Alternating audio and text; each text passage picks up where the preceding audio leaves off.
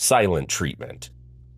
Oh, Emily is not texting back. She's ghosting you for days. Classic silent treatment. This tactic messes with your head, making you replay every conversation and wonder if you're the villain. Spoiler, you're probably not. The beauty of this move is that people control you while doing nothing. It works because silence is loud. It makes you uncomfortable enough to chase them. And we also hate uncertainty. Don't fall for it. If Emily is not talking, fine, move on. She can stay on mute while you live your best life. You're not a mind reader. Probably. False choice. Do you want to do the dishes tonight or tomorrow morning? Excuse me, why am I doing them at all? This tactic tricks you into choosing between two options, both of which benefit the manipulator. The way it works is that it makes you feel like you're in control, even though you're not. But look, you don't have to choose. Say, neither works for me. Let's figure out a fair plan. Or just reply with, do you want to pack your bags today or tomorrow? Just keep in mind, this doesn't work well in most situations. Microaggression. Oh, interesting choice of shoes.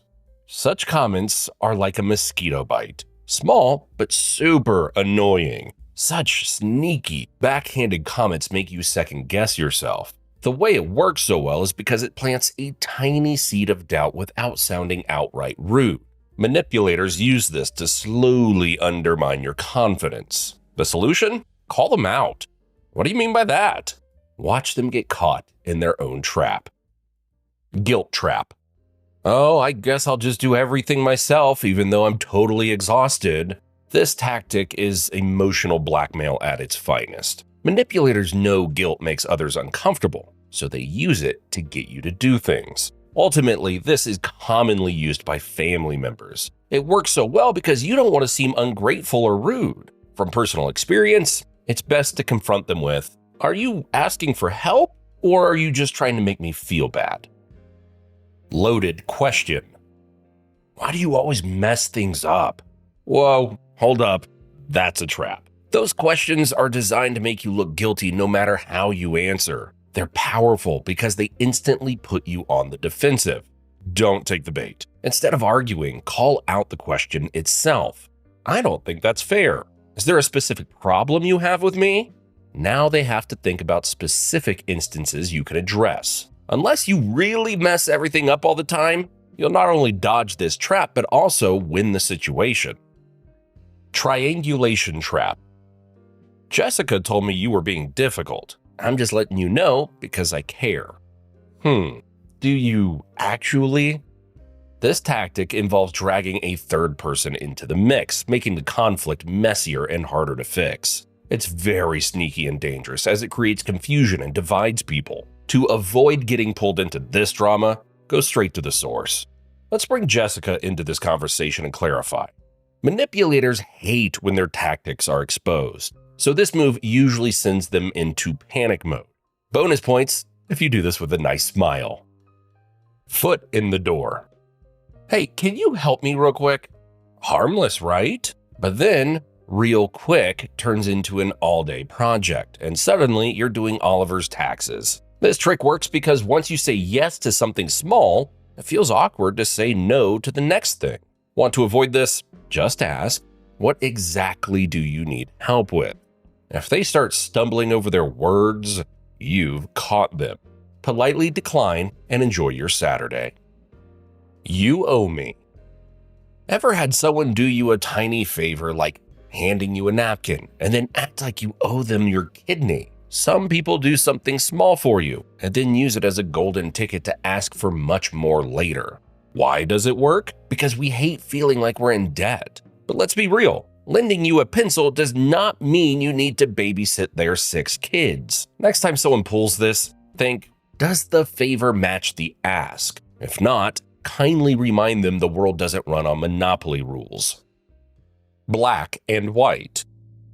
You're either with me or you're against me. Look, life isn't a Marvel movie, and not everything is black and white. People who want to manipulate you use this tactic to make disagreement seem like a betrayal. It simply works. We hate feeling like the bad guy. When you find yourself in such a situation, reject the extremes. Say, I think it's more complicated than that. This shifts the conversation from their dramatic all-or-nothing world back into reality. Plus, it drives them nuts. Victim card. Nothing ever goes right for me. I wish life would treat me the way it treats you. The victim card. People put themselves in a constant state of poor me, which taps into your empathy, making you feel like you just have to help. However, more often than not, they've either created their own problems or made them way worse, turning their life into drama. They rely on you wanting to fix things for them, even when they're perfectly capable of handling it themselves. So ask yourself, am I really helping, or am I just contributing to their victim mentality? Sometimes letting people face their own mess is the kindest thing you can do. Information overload. Let me explain, but first, here's the backstory from 1987. Looks innocent? Well, the goal here is to drown you in details so you lose sight of the main issue. It's like trying to find a needle in a haystack, and they're the ones throwing more hay on top. It's really sneaky, as it's difficult to spot and very powerful. The confusion eventually makes you give up and just agree. The fix? Politely cut them off. Can we skip to the important part? If they keep delaying it, just say you don't have time for this and leave. Playing dumb. Oh, I had no idea that would upset you. Yeah, sure. This sneaky trick lets someone dodge responsibility while making you feel unreasonable. It works because it sounds innocent, even though it's anything but. The best move you can make? Call it out gently. I think you knew that wasn't cool. Watch their face freeze like Windows 95. Hot potato. Can you handle this? I'm so busy. And just like that, Peter's mess becomes your emergency. Peter just wanted to dump his problem on you, and he knew you're too nice to say no. The fix? Toss that hot potato right back. I'd love to help, Pete, but I'm busy too. If this conversation runs over email, don't forget to add kind regards. False humility. Oh, I'm not that great. I just got lucky. Yeah, now you want me to say that you actually are that great. This is how many people fish for compliments. They downplay their success just so you'll praise them. No, you're amazing. This one isn't as dangerous. It's more of a red flag. Save your energy for people who celebrate their wins without needing an audience. Token gesture. I said sorry. What more do you want? Token gestures are small efforts people use to make you feel guilty for expecting more. It's like handing someone a paper umbrella in a hurricane and calling it a rescue. Again, this just gives the illusion of effort. It's much better to expect actions from people, not just words. A real apology comes with change. If they're just sprinkling glitter on a mess, it's still a mess. Authority fallacy. Trust me, I know what I'm talking about. I'm an expert. Says who? Often, people demand compliance simply because they claim to be an expert. Surprisingly, this works quite well because we're taught to respect authority, even when it's self-appointed. If you're unsure, ask questions. What makes you an expert? Or, can you explain it a bit more? Real experts love to clarify. Fake ones stumble and start making up fairy tales. The fact that you can turn on a computer does not make you an IT expert. Reluctant hero. I didn't want to get involved, but I simply had to save the day. Wow, so brave, right? Not at all. Once again, someone is just fishing for praise, this time by pretending to be selfless. Sometimes these heroic stories are so well prepared that they make us feel like we owe them gratitude for their sacrifice. But if someone is constantly saving the day and making sure everyone knows about it, they're probably less of a hero and more of a PR manager for themselves. Euphemism mask. It's not a lie, it's just bending the truth a little. This is sugarcoating bad behavior to make it sound better. This way, cheating becomes exploring options, and lying becomes being creative with the facts. It's very toxic, as softer language makes even shady behavior seem less awful. especially when coming from people we trust. If someone uses it on you, call it out. Let's be clear, what you did was wrong. Clarity is the enemy for manipulative word games. Don't let them hide behind nice words. Emotional hijack. How could you do this to me? Big emotions are hard to ignore, and now you feel pressured to calm them down. But here's the truth. Their emotional explosion isn't your responsibility. Take a breath and let the storm pass. Let them have their tantrum. Just don't let it make your decisions for you. Everyone's doing it. Come on, everyone's going there. You don't want to be the weirdo at home, right? This is something everyone has experienced at least once. It plays on our fear of missing out and being left out. We don't want to be the odd one out, eating chips and pajamas on a Friday evening, even though we actually want just that. The thing is, if everyone's doing it, it doesn't mean it's right or fun. Ask yourself, do I actually want this? Or am I just scared to say no? Spoiler alert, the chips and PJs are usually the better choice. Reverse psychology. But you probably can't handle this. Suddenly, you're desperate to prove them wrong, and they know it. Nobody likes being underestimated. But the thing is, you're not doing it for yourself. You're just falling into their trap. Do I actually want to do this, or am I just proving a point? If it's the latter, let them win this one. You're smarter than their mind games. Fear appeal. You'll regret this forever. This tactic is manipulation gold. It bypasses your logic and goes straight to your fight or flight instinct. Fear makes you react without thinking. We don't want to make a life-ruining mistake.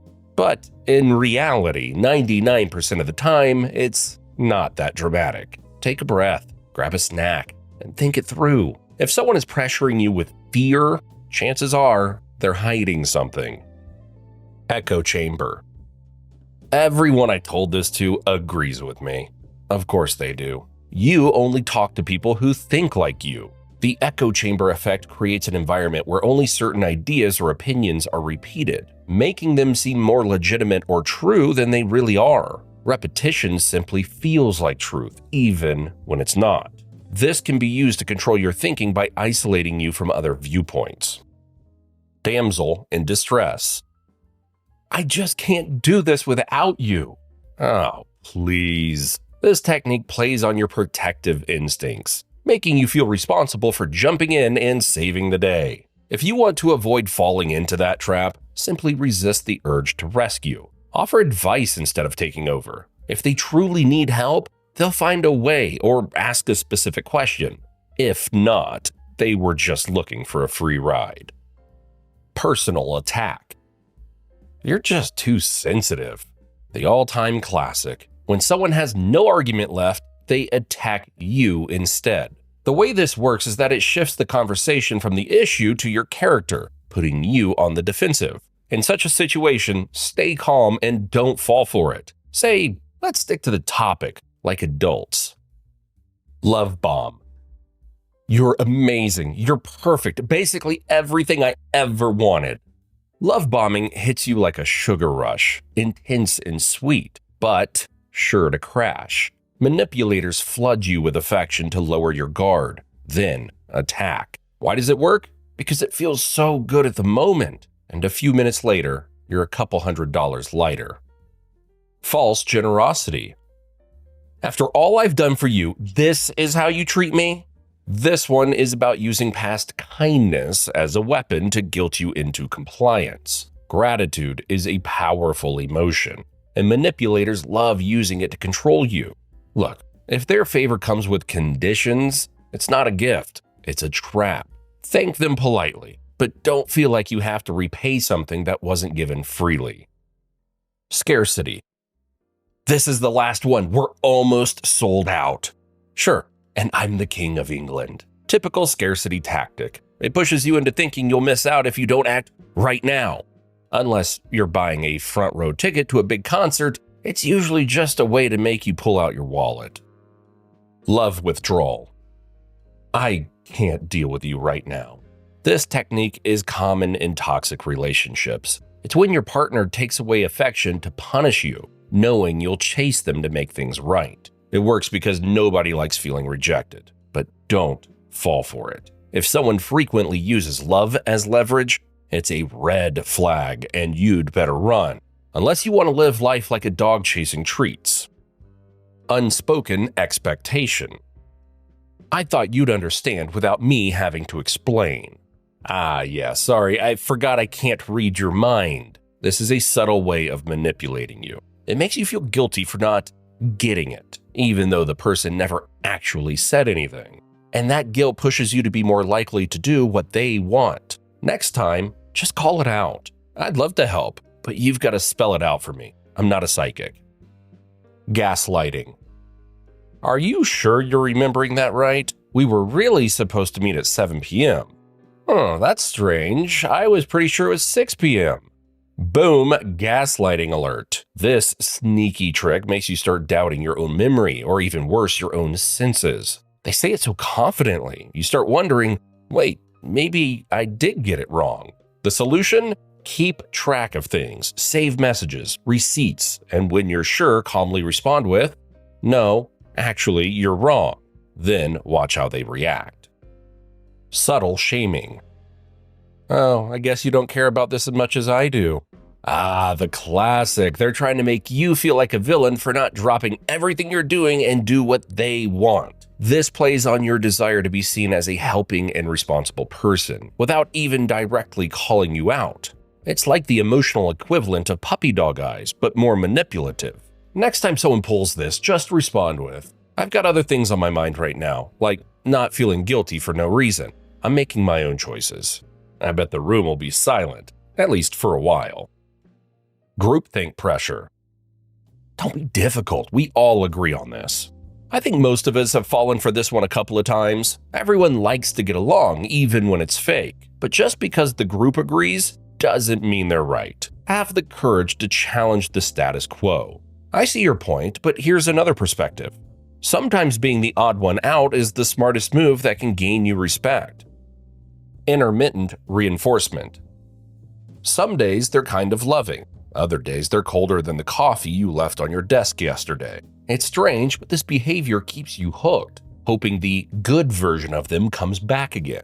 How does it work? Well, unpredictability is addictive. That's why slot machines make millions. If you're in such a relationship, ask yourself, am I enjoying this relationship or just addicted to the highs and lows? If it feels more like a roller coaster than a partnership, it might be a good time to get off the ride. To learn the most powerful negotiation tricks, watch the video you now see on the screen. My name is Matt, and I thank you for watching.